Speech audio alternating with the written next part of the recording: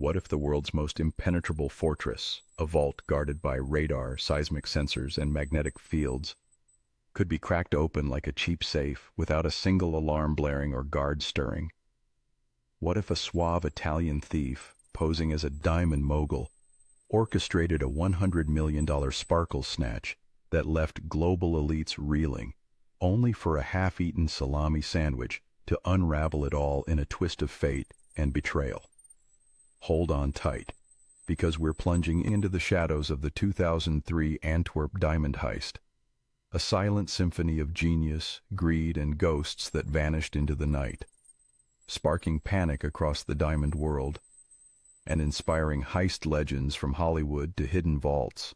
This isn't just a robbery, it's a heart-racing masterclass in deception that exposed the glittering underbelly of Antwerp's diamond empire, the spark, diamonds, deception, and a city's hidden pulse. To grasp the audacity of this heist, rewind to Antwerp, Belgium, the undisputed diamond capital of the world, where 80% of the globe's rough gems pulse through a fortified district teeming with billion-dollar deals and razor-sharp security. In the early 2000s, the Antwerp World Diamond Center stood as a colossus, a squat, unassuming building, and at the heart of it all, its underground vault, a labyrinth of 189 safe deposit boxes crammed with loose diamonds, gold bars, and jewels worth fortunes. No insurance, no problem. The place was deemed unbreakable, protected by Doppler radar that detected movement, infrared heat sensors spotting body warmth, seismic alarms quaking at the slightest vibration, a magnetic field sealing the door, and a combination lock with 100 million possibilities. Add 24/7 video surveillance, private guards, and a police station next door, and it screamed impregnable. Enter Leonardo Notarbartolo, a Turin-born charmer with a rap sheet of high-stakes thefts and whispers of Italian mafia ties. Born in 1952, Notarbartolo wasn't your brute force burglar. He was a social engineer, a phantom who blended into elite circles like a flawless cut stone. In 2000, he leased an office in the Diamond Center under the guise of an Italian diamond importer, complete with business cards and schmoozing sessions. For over 2 years he played the part, trading gems, chatting guards, and secretly mapping every vulnerability. His crew?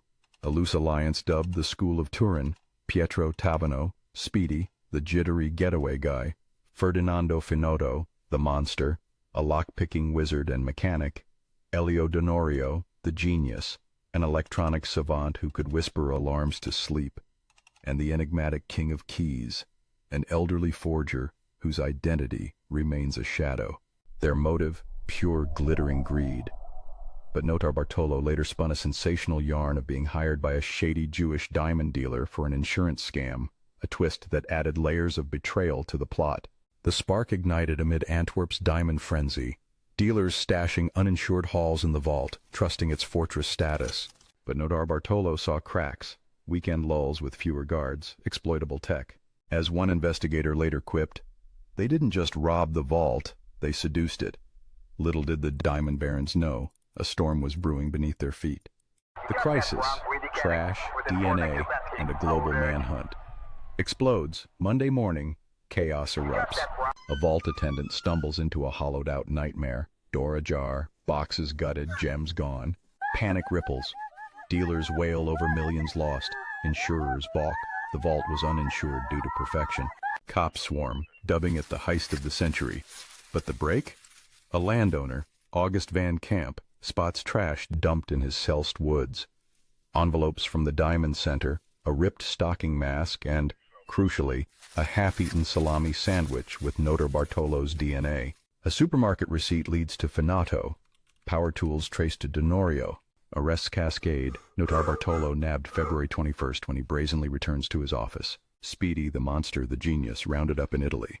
Trials in 2005. Notarbartolo gets 10 years. Served till 2017 after parole drama. Others 5 each. Betrayal. Bombshell. Notarbartolo fingers a mysterious Alessandro as the hirer, claiming the real value was $20 for fraud, but cops smell BS. Speedy cracks under pressure, spilling secrets in a frenzy. The crisis? A web of snitches and shadows with Interpol chasing leads worldwide. The fallout. Ghosts of glitter and lingering shadows. The heist scorched Antwerp's diamond trade, Dealers beefed up security, but trust shattered like flawed gems. Most loot? Still missing, laundered or buried, fueling black market myths. Notarbartolo, now a wood pellet entrepreneur in rural Italy, smirks in 2025's Netflix doc Stolen, Heist of the Century, dropping selective bombshells like the hidden camera while dodging regrets. I've always wanted to be part of something like this, he confesses, a chilling echo of unrepentant genius. The king of keys vanished forever? Experts scoff at the insurance twist, but it lingers. Was there a deeper betrayal in the diamond elite? Yet mysteries swirl. Where are the stones? Who else pulled strings? If this silent sparkle snatch left you breathless, tales of phantom keys, DNA dooms, and fortunes in the fog, subscribe to Behind the Veiled Truths on YouTube now. Hit that bell for more unearthed enigmas, from buried bullion to mob meltdowns. What's next in the shadows? Only one way to find out. Let's chase the thrill together. The plot: shadows, gadgets, and a vault's fatal flaws. Preparation was a thriller in itself.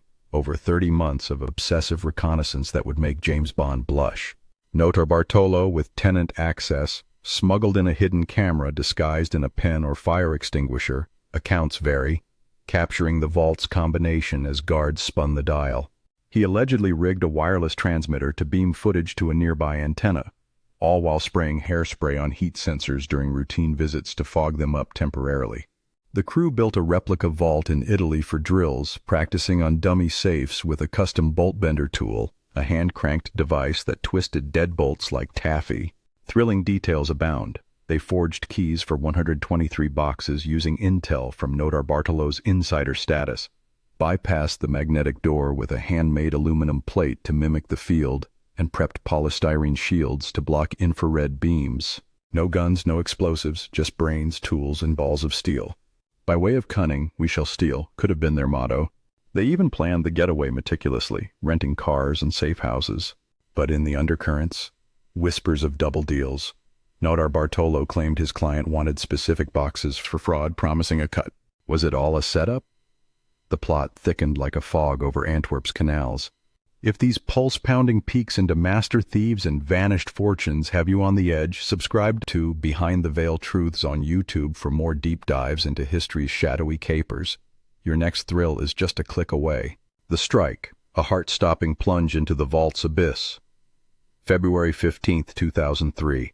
A frigid Saturday night cloaks Antwerp in silence, the Diamond District a ghost town as dealers retreat.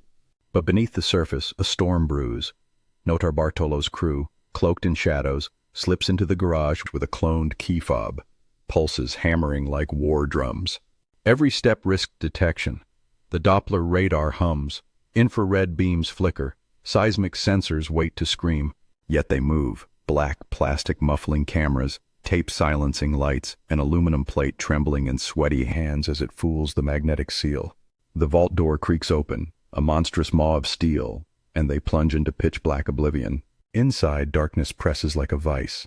They flip taped lights, revealing 189 boxes, a treasure trove of temptation. With bated breath, they crank the bolt bender, metal groaning under pressure, each click a gunshot in the silence. Box after box yields. 109 in total, spilling rivers of uncut diamonds, gold ingots glinting like molten suns, and jewels cascading into duffels with a rustle that could wake the dead. $100 million vanishes in a frantic ballet of greed. Every second a countdown to disaster. Will the alarms roar? Not yet. Seismic sensors sleep as they drag sacks to the surface, hearts and throats, vanishing into the fog as dawn threatens.